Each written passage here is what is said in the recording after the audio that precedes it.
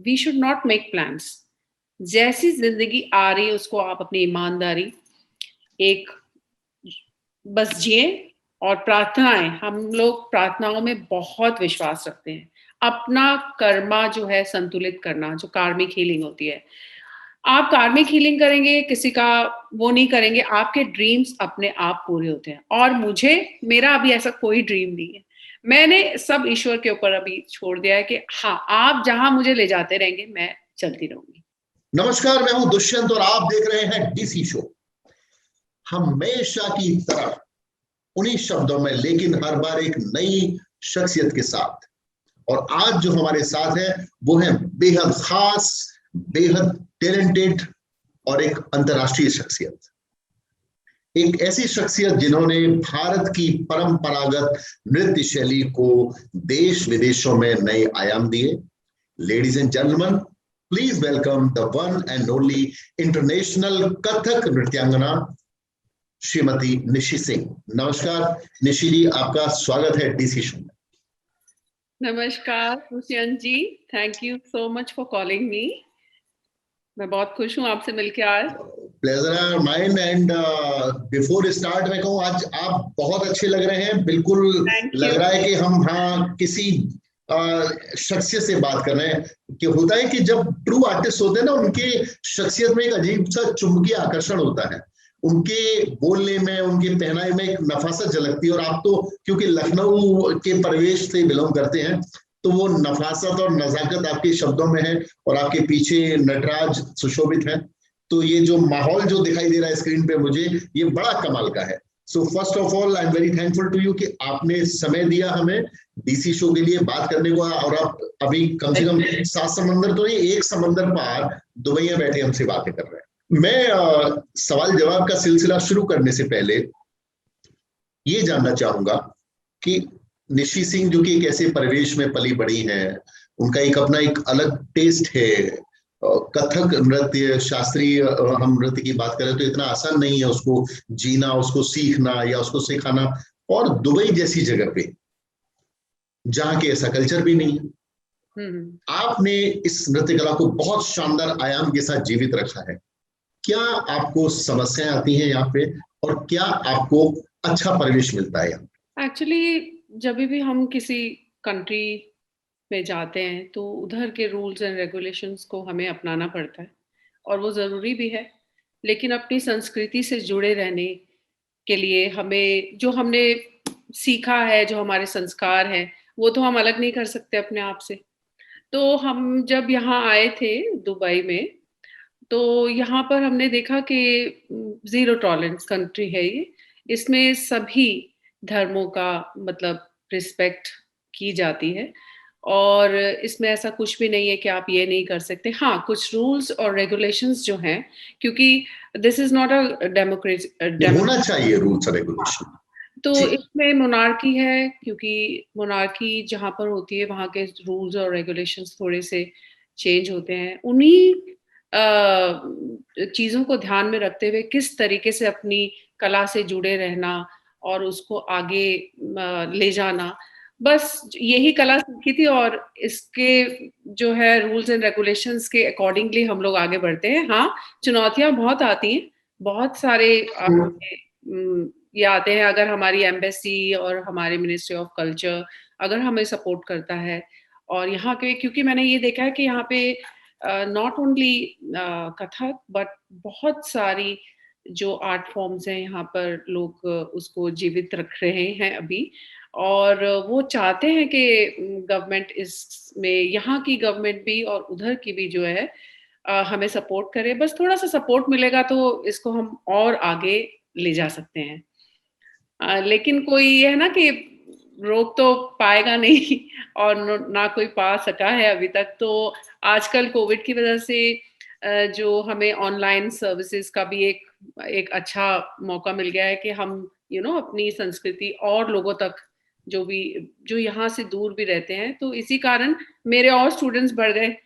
तो मेरे को अभी आउट ऑफ दुबई भी बहुत सारे स्टूडेंट्स ने ज्वाइन किया ऑनलाइन, बिकॉज कोविड की वजह से जो पर्सनल क्लासेस थी वो रुक गई थी। तो इस तरीके से क्या पता जो ईश्वर की मर्जी होती है, नए आयाम खुलते हैं। हाँ हाँ, नए नए मतलब कहते हैं ना कि जब सारे दरवाजे खुल जाएं तो ईश्वर जहां अगर आपकी चाह सही है तो ईश्वर कोई ना कोई दरवाजा खोल ही देता है। तो बहुत लोगों के लिए, जहाँ जो कि आर्टिस्ट हैं, उन लोगों के लिए ये सुविधा हो गई कि they can reach out to more people, you know, और not only to a limited place, but you can explore to the entire world.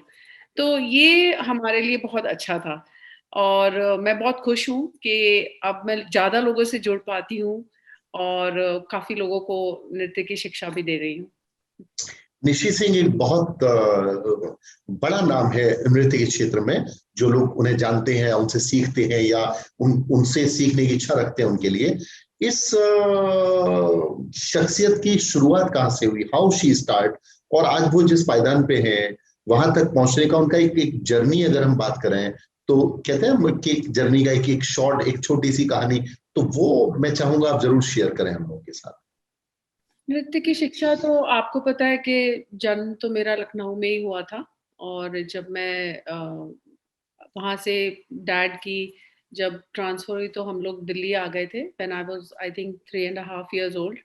तो वहाँ पे मैंने अपने पिताजी को खो दिया।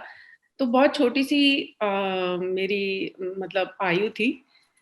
उसके बाद लाइफ मतलब कहते हैं ना कि एकदम चेंज हो गई।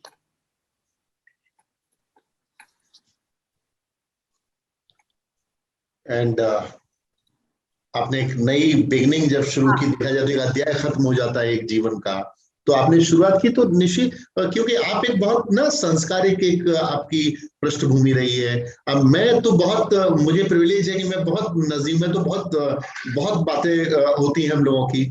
I spend lot time with you in Dubai. आपने हाँ, इतना मतलब अननोन, हम लोग पहली बार मिले, इतना प्यारा welcome. Now I have my like I can say I have another family in Dubai.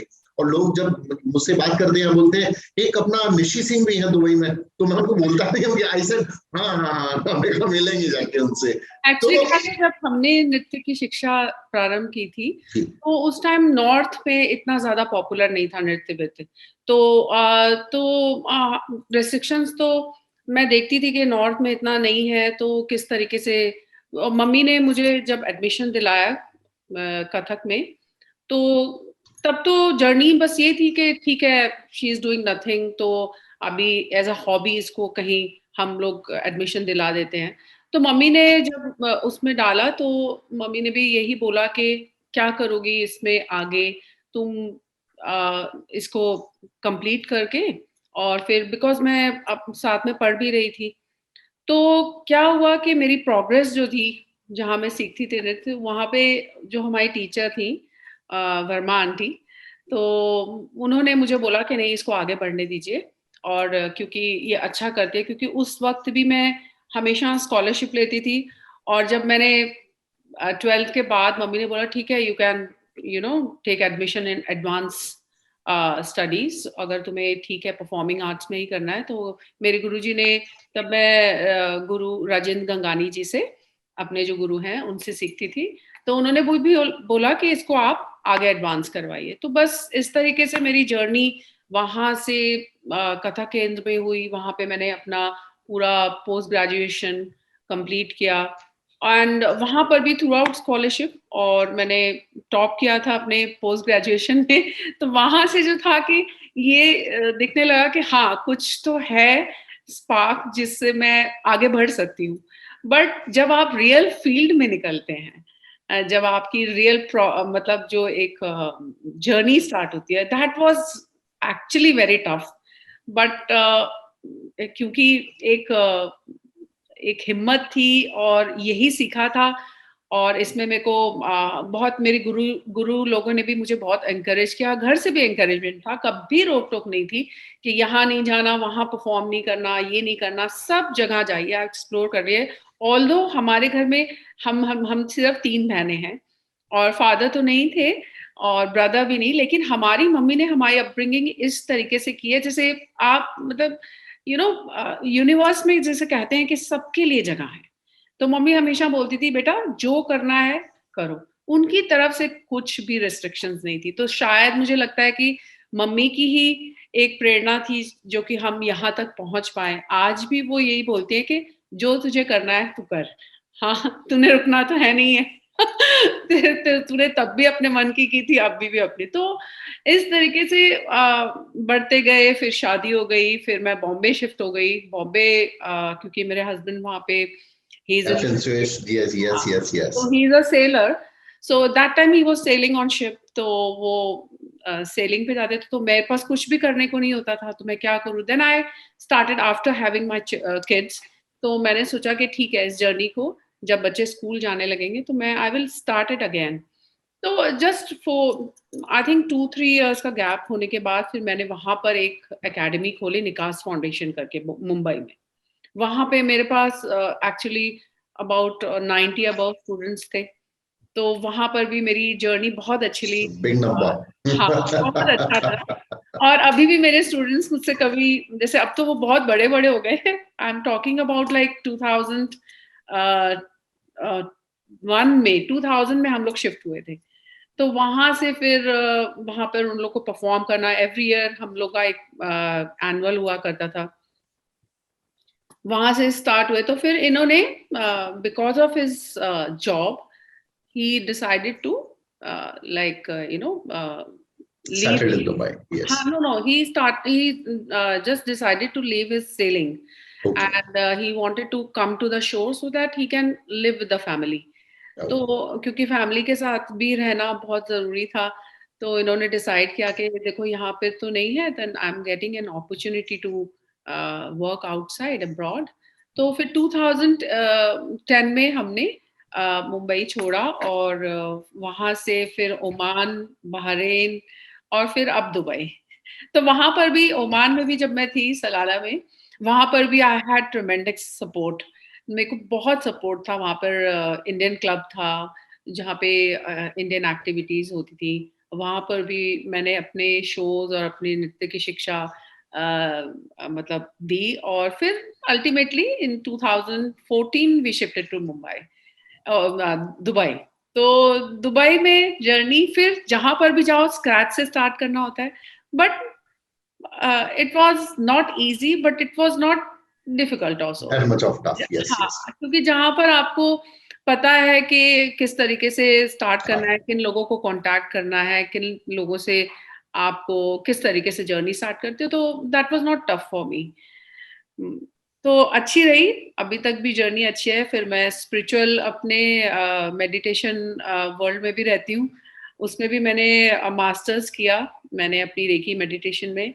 और आज मैं अपने जो एनआरएसपी दुबई है उसमें भी अपना मेडिटेशन सर्विसेज और रेकी सिखाना वो सर्विसेज हम लोग करते हैं और लाइफ इज गुड। दोस्तों, मैं आपको निश्चित सिंह के जीवन का एक बड़ा चटपटा राज बताता हूँ।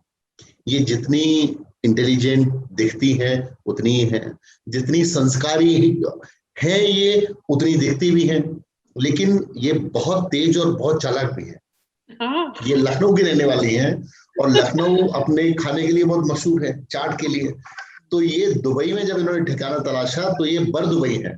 और सबसे बड़ी खास बात यह है कि इनके फ्लैट से जब आप नीचे उतरेंगे तो जैसे ही मुड़ के 100 मीटर की दूरी तय करेंगे वहां एक करामा और वहां मिलती है शानदार चाट।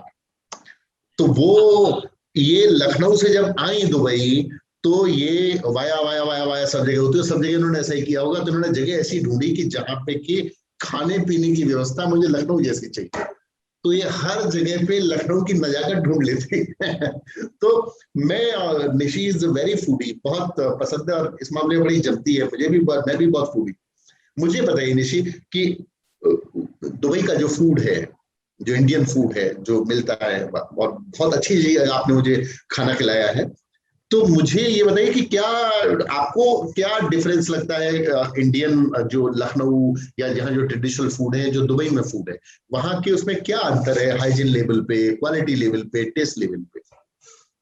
यहाँ पर आपको पता है दुबई इज लाइक इसकी खुद की पॉपुलेशन तो कम है but I think more than 70% यहाँ पे दूसरी नेशनैलिटीज हैं, और सबसे ज्यादा नेशनैलिटी हमारे इंडियंस की है ना, and they are also from different part of India. तो फूड का तो ऐसे लगता है कि हमें लगता ही नहीं कि हम इंडिया से बाहर रहते हैं, क्योंकि जितने भी यहाँ पे जॉइंट्स हैं, खाने के रेस्टोरेंट्स हैं, वो सब आपको, you will get everything from Maharashtrian to Kerala, from Rajasthani food, कोई भी आप बोलिए, सब चीज आपको यहाँ मिलती है। और मुझे कभी नहीं लगा कि मैं अपने देश से बाहर रहती हूँ, क्योंकि एक तो मैं जिस एरिया में भी रहती हूँ वो that is like 80% Indians, we call it mini India. तो यहाँ पर जो है इसके बर्दुबई के बिल्कुल next is Karama, and the other one is जो कि मीना बाजार, जहाँ पर आपको इंडियन एंड कपड़ों से लेकर, जॉइंट से लेकर, you name it, you get everything. Like gold है, डिजाइन है, गोल्ड के लिए तो यहाँ फेमस है ही, बट मुझे कभी नहीं लगा कि मैं इंडिया से बाहर रहती हूँ। हाँ, कभी कभी जब अपने अपनों से मिलना होता है तब मुझे लगता है कि yes, I am somewhere else. लेकिन आजकल वो भी सुविधा है कि आपके पास जूम है, आपके पास इतनी सारी सुविधाएं हैं टेक्निकल। वर्चुअली आप पहुंच जाते हैं हाँ, आभासी अब दुनिया। वर्चुअली भगवान ने एक तरीके से वो भी कर दिया that you are not far. जैसे हम लोग अभी बात करें, मुझे मतलब ये भी भगवान ने दूरी जो है वो बिल्कुल मतलब हटा। तो you feel like home here. और यहाँ पर भी जो लोग हैं बहुत सपोर्टिव हैं, और अपार्ट फ्रॉम जो प्रोफेशनल वो है उससे भी, लेकिन प्रोफेशनल में तो there is always a competition, and you have to like अपने आप आगे बढ़ना होता है। बट अदरवाइज यहाँ पे मुझे कभी नहीं लगा कि मैं अपने देश से बाहर रहती हूँ। आपका जो नृत्य के क्षेत्र में आपका जो अब तक का जो करियर है, अब तक का जो मुकाम है, उसकी कोई एक ऐसी मीठी सी शानदार याद जो आप शेयर करें हमारे साथ? अगर यहाँ से पूछो तो यहाँ पर एक बड़ी बहुत उपलब्धि है कि मुझे यहाँ पर रिकॉग्निशन बहुत अच्छे से मिला। यहाँ पर जितनी भी संस्थाएं हैं, उन्होंने जब मुझे पहली बार यहाँ पे किसी नृत्य उसमें एज अ जज और एज अ परफॉर्मर भी मैं जा चुकी हूँ, तो मुझे जो इधर के लोग हैं उन लोगों ने जितना अपनापन दिखाया, तो मुझे लगता था कि इट्स अ लोकल्स को ज्यादा ऐसा कुछ नहीं मिला मुझे। और इतना हमारे आर्ट की प्रेज की गई, तो मुझे लगता था कि we are just sitting behind, और हमारा पता नहीं कब नंबर आएगा और यह कहते। लेकिन उन लोगों ने जो हमें इज्जत और जो जो कहते हैं ना कि जो अपनापन दिखाया है, वो मुझे यहाँ पर इतनी उम्मीद नहीं थी कि यहाँ पर भी हमें they will also recognise our, जैसे हमारा इंडियन वो है कॉन्सुलेट, वहां पर हमें अपॉर्चुनिटीज, अभी तो खैर प्रोटोकॉल्स की वजह से we are not performing there, but they always support Indian art.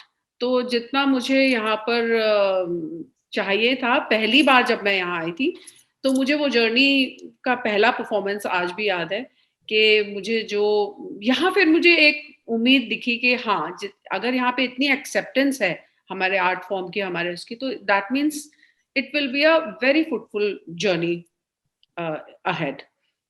तो जैसा मैंने सोचा था उससे बिल्कुल विपरीत हुआ। आपके पतिदेव तो मेरे फेवरेट नहीं, सूरज भैया। दो प्यारे बच्चे हैं आपके। तो निशी सिंह क्योंकि बहुत ही उम्दा कलाकार हैं, तो क्या आपकी इस कला का आपके बच्चों पे कुछ इम्पैक्ट पड़ा? क्या आपको लगता है कि उनमें से किसी का कोई इंटरेस्ट, या what they want to be become in their own life? बेटी ने तो गौरी जो है गौरी सिंह, तो उसने तो बचपन से ही, जब मैं बॉम्बे में लेती थी तो शी वॉज वेरी स्मॉल, तो क्लास में देखती रहती थी और वो करती थी। एंड शी इज लाइक, उसमें है वो परफॉर्मिंग आर्ट का एक जो है इंटरेस्ट भी है। And very soon I think she is taking out something which will be a surprise for all of us, आपको भी हम बताएंगे। तो हाँ, वो इसका एक टाइम है, क्योंकि कोविड ने काफी बच्चों को, because they were always indoors, अंदर Yes. रहना, पढ़ना, और उसके बाद से उनकी जो देखो काफी लॉस और काफी क्रिएटिव, ये दोनों चीजों का इसमें से हमें चीजें मिली हैं. कुछ लोग इतने क्रिएटिव हो गए because they were indoors, they had no choice to go out and explore. But technically बच्चे बहुत स्मार्ट हो गए. तो गौरी को तो खैर नृत्य में तो ये था कि she has done and she is also आजकल के बच्चे जो होते हैं उनके इंटरेस्ट दूसरे तरीके के हैं, बट वो हमेशा जब भी परफॉर्मेंसेज होंगी इंडियन आर्ट से वो हमेशा कनेक्टेड रहती है. और अभी कुछ कर भी रही है अभी, जिसके बारे में हम मतलब अभी थोड़े टाइम के बाद अनाउंस करेंगे. और गौरव जो है मेरा बेटा, वो ही is into he chose the finance जो है उसकी ही है. Is very good in cricket too. वो क्रिकेट भी बहुत अच्छी खेलता है गौरव. खेलता है, लेकिन अब तो यूनिवर्सिटी चला गया है, अभी आया है समर ब्रेक में. तो अब भी उसके बच्चों के इंटरेस्ट तो चेंज होते रहते हैं. Now he lives in a different country, और वो वहां पर किस तरीके से वहां पर जो एक्टिविटीज हैं, क्रिकेट खेलता है, बट यूएस में क्रिकेट इतना पॉपुलर नहीं है. लेकिन और चीजें कर रहा है, बट यहाँ जरूर खेलता है. एक बड़ी रेयर प्रजाति का कछुआ भी आपके पास, वो बड़ा हुआ या छोटा ही है? हाँ, मेरी बेटी हबीबी. हाँ, मेरी बच्ची हबीबी. हाँ, she is now 8 years old. थोड़ा साइज बड़ा हुआ? नहीं, वो इतनी ही है. अच्छा. मैं दिखाऊंगी उसको, लेके आऊंगी. ओके. जब भी मुझसे कोई पूछता है, क्योंकि मैं इसलिए भी पॉपुलर हूँ कि निशी से कोई पूछेगा कि इसके कितने बच्चे हैं, तो मैं हमेशा आई हैव गौरी, गौरव, हबीबी. हबीबी कहाँ? अच्छा, अच्छा तकिए के नीचे. मुझे याद है कि मैं एक बार सोफे पे ही सो गया था, तो सोफे के नीचे, सोफे मेरे नीचे वो सो रही थी. ओके. तो मैं सबको पता है कि मैं बहुत पेट लवर हूँ, और मैं उसके बगैर मतलब मेरा पूरा टेंशन उसके ऊपर ज्यादा. जब मैं घर पे होती पूरा टेंशन उसने खाया नहीं खाया. एंड उससे भी देखो काफी चीजें मैंने सीखी हैं. खाओ, सो, और बस. और सबसे मेन है वेजिटेरियन है. वेजिटेरियन. हाँ. ओके. मतलब अच्छा निशी, आप अनुसंधान भी बहुत करते हैं, आप बहुत डीपली आपने कला को लिया. कला आपके लिए कोई मजाक नहीं है. तो आप जब यहाँ यूएई में जब आए, तो वहां का भी अपना एक कल्चर है और इंडिया का एक बहुत समृद्ध कल्चर है. तो क्या आपको ऐसा लगता है कि कहीं ना कहीं दोनों कल्चरों का आपस में कहीं कोई समावेश है या कुछ कोई चीज मिलती है, ऐसा है? क्योंकि वहां पे भी एक म्यूजिक का एक अलग टाइप का एक सिस्टम है पूरा सारा. सो आप उसको कुछ उसके बारे में कुछ बताना चाहेंगे हमें? इसमें हम ये कह सकते हैं कि जो इंस्ट्रूमेंटल म्यूजिक है इनका, हाँ, तो वो तो है, क्योंकि जो डांस इतना पॉपुलर नहीं है because they mainly focus on the instruments जो हैं. और हाँ, और यहाँ पर हम लोगों को अगर हम कंपेयर करें तो मतलब वी कैन नॉट डांस में हम लोग we can not work with them, क्योंकि इनका कुछ डांस वगैरह में आपको पता है कि इतना ज्यादा because of their religion they encourage others, but इनके में इतना मतलब हम लोगों ने कभी कोई विरासत वाला ऐसा नहीं है इन लोगों. हाँ, डांस से ऐसा रिलेटेड. क्योंकि हाँ, तो इसलिए अगर आप दूसरा फ्यूजन्स होती है म्यूजिक के साथ में, अगर वो करना चाहें तो आप कर सकते हैं. बाकी हम लोगों के ऊपर कोई भी ऐसी रोक टोक नहीं है. But yes, you have to keep certain things in mind, जो कि उनकी जिससे उनको मतलब कुछ चीजें ध्यान में रखनी पड़ती हैं. जिस चीज की हमें रेस्ट्रिक्शंस है वो हम नहीं करते हैं. जिससे भी जैसे कोई धर्म से रिलेटेड है या कुछ है, वो चीजें हम ध्यान में रखते हैं. बाकी म्यूजिक के उसमें they are very popular. You must have heard Arabic music and all. Belly dancing है, बट बेली डांसिंग यहाँ पर होता है, but that is like not, जिसे कहते हैं ना कि it is not there traditionally. वो नहीं है, traditionally only the music. So उसका ओरिजिन भी यहाँ से नहीं हुआ है. तो हम लोग जो है म्यूजिक फ्यूजन्स में अगर हम उनके साथ काम कर सकते हैं या हम काम करना भी चाहते हैं, करा भी है. I think my daughter, she is working on the music project, वो कुछ काम कर रही है अभी, but with their kind of music, you know, Arab and Indian. तो वो भी कर रही है, तो अभी उसी के बारे में बता रही थी। तो she has written something and she will soon, you know, like Yeah. announce it. It is in the process, अभी process में है वो। दोस्तों मैं आपको ये बताना चाहूंगा कि निशी क्योंकि सीनियर आर्टिस्ट हैं, लेकिन इनके दोस्त या इनको जानने वाले या हम जैसे लोग जो बहुत करीब हैं इनके, वो जानते हैं कि निशी के अंदर एक जो बच्ची है वो हमेशा जिंदा है। ये हाँ। कभी बड़े होंगे नहीं, इनको ये श्राप है इनको कि निशी कभी बड़े नहीं होंगे। तो निशी के सपने मतलब ये सोपान तय कर दे जाते हैं, लेकिन वो सपने एक्सटेंड होते चले जाते हैं। मैं निशी से आज ये पूछना चाहूंगा कि निशी का एक मेगा ड्रीम क्या है? मेगा ड्रीम तो देखो, ड्रीम्स तो खैर सभी देखते हैं, और मैंने अभी कुछ, जब से मैं स्पिरिचुअल उसमें भी आई हूँ, तो कहते हैं ना कि जो चाहो, तो हमारी भी जो स्पिरिचुअल स्टडीज हैं वो यही कहती है कि यू नो ब्रह्मांड से जुड़ी होती है, जो यूनिवर्स की जो एनर्जीज है, इसको हम लेकर हमें अपनी जो कहते हैं ना कि अपनी प्रार्थनाएं को फलीभूत करना, किस तरीके से ब्रह्मांड में जो एक सकारात्मक एनर्जी होती है ना, दो तरीके की एनर्जीज होती है, उस तरीकों को किस तरीके से अब्जॉर्व करके अपनी साधना के उस साधना से आप उसे प्राप्त कर सकते हैं। बट उसमें काफी चीजें होती हैं, आपके जो कर्मा होते हैं, यू नो, हम आपने सुना होगा कि हमारे कर्मों की वजह से हमें फल मिलते हैं, ठीक है ना। तो ड्रीम्स तो सबके होते हैं, लेकिन उनको किस तरीके से पूरा करना है, क्या आपको एक फॉर्मेट आपको अपनाना होता है उस सपनों तक पहुंचने के लिए, वो हम सिखाते भी हैं और मैं अपने ऊपर भी अप्लाई करती हूँ।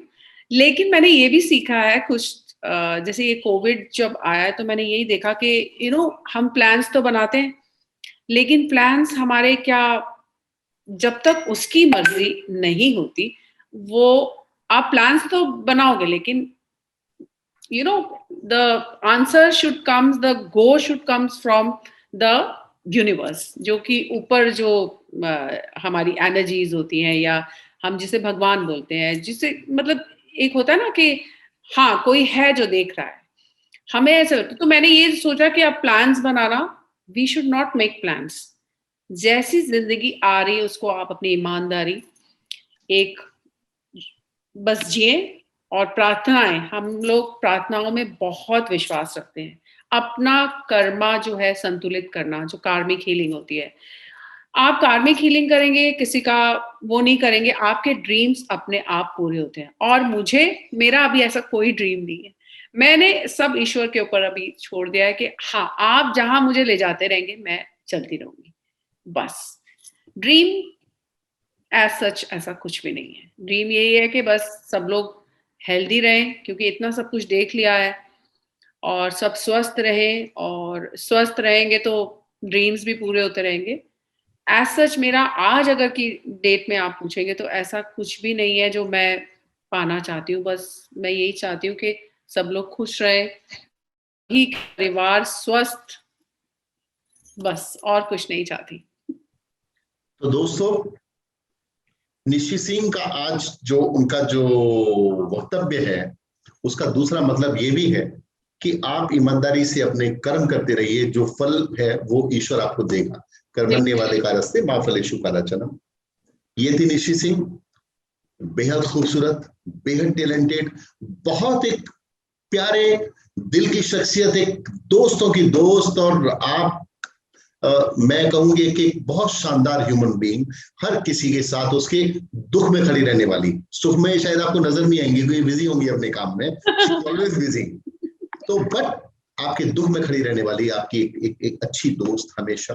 और she earned lot respect, lot name, lot fame, साथ ही साथ इन्होंने बहुत अनुभव कमाया है अपनी कला से, अपनी मेहनत से। तो हमारी विशेष कि निशी सिंह को जैसे हम देखते आए हैं, हम निशी सिंह को उसे 10 टाइम्स 100 टाइम्स और हम बड़े बड़े मंचों पे, बड़ी बड़ी जगहों पे देखें, इनका जो ज्ञान है, इनका जो अंदर का जो एक दूसरों को देने का जो हंगर है, वो चारों ओर फैले, देश विदेश में लोग इनसे लाभान्वित होते हैं, तो उनकी संख्या और बढ़ती जाए। आप इनको पकड़ सकते हैं सोशल मीडिया नेटवर्क्स पे। ये बहुत ज्यादा बात नहीं करती हैं, लेकिन काम के लोगों को, इनको एक अंदर ही इनके एक ताकत है, तो शी अंडरस्टैंड कि नहीं, किसको मेरी जरूरत है या किसके साथ मैं काम कर सकती हूँ। तो वो मैंने एक पाया है इनके अंदर, एक स्पार्क। तो आप भी इनसे बहुत कुछ सीख सकते हैं, इनके साथ एसोसिएट हो सकते हैं। और हाँ, सभी इंडियंस जो दुबई जाते हैं, अगर आपको कोई भी प्रॉब्लम हो तो आप पकड़िए निशी को। हमेशा अपने देश के सिटीजन्स के लिए इनके दरवाजे खुले रहते हैं। One of the nice human being. Nishi, आप हमारे शो में आए, थैंक यू सो मच। दोस्तों, अगले एपिसोड में एक और शख्सियत से मुलाकात होगी। तब तक के लिए देखते रहिए DC show. Thank you Nishi. Thank you so much.